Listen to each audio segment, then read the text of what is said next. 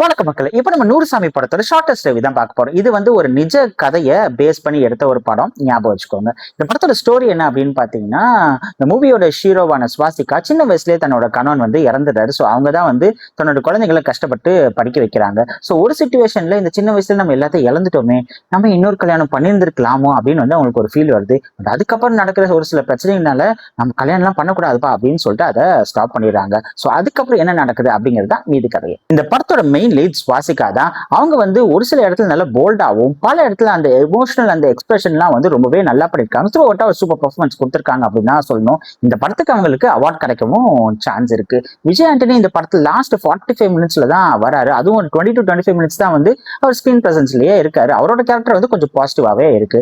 Ajay திஷன் and சக்திக்கு வந்து என்ன கேரக்டர் கொடுத்திருக்காங்களோ அதை கரெக்டா பண்ணியிருக்காங்க அப்படின்னு தான் சொல்லணும்.